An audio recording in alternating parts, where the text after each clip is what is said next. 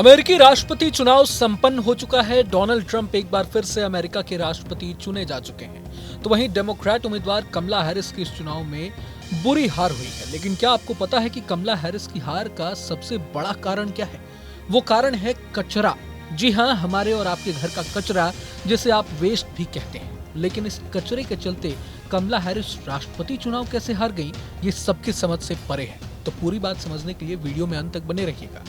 बीते 31 अक्टूबर को Donald Trump कचरा की ट्रक चलाते नजर आए थे। वो रैली के लिए कचरे की ट्रक ड्राइव करके विस्कॉन्सिन पहुंचे थे। उन्होंने चमकीली कंस्ट्रक्शन जैकेट पहन रखी थी और ट्रक पर सवार होकर पत्रकारों के सवालों का जवाब देते हुए कहा था कि आपको मेरा कचरा ट्रक कैसा लगा।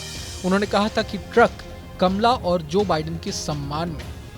डोनाल्ड ट्रंप का ये कदम जो बाइडेन द्वारा ट्रंप समर्थकों को कचरा कहे जाने के बाद सामने आया था। बाइडेन ने ये टिप्पणी तब की थी जब न्यूयॉर्क में मैडिसन स्क्वायर गार्डन की रैली के दौरान ट्रंप समर्थक कॉमेडियन टोनी हिंचक्लिफ ने विवादास्पद बयान दिया था, जिसमें प्यूर्टो रिको को आइलैंड ऑफ गार्बेज बता दिया था।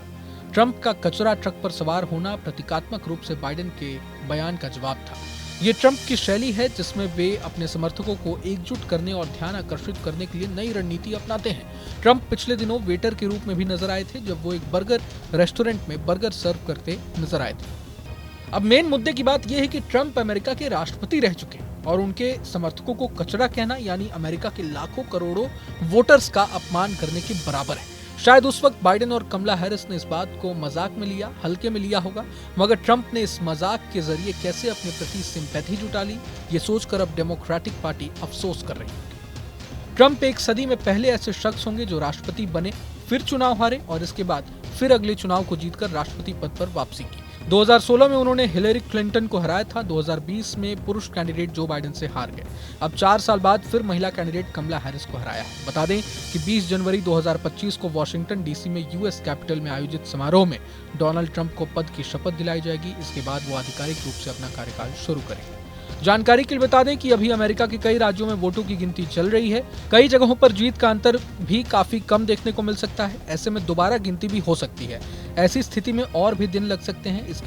इसके बाद 17 दिसंबर को इलेक्टर्स की बैठक होगी। इनमें ये सभी अपने अपने उम्मीदवार को वोट करेंगे।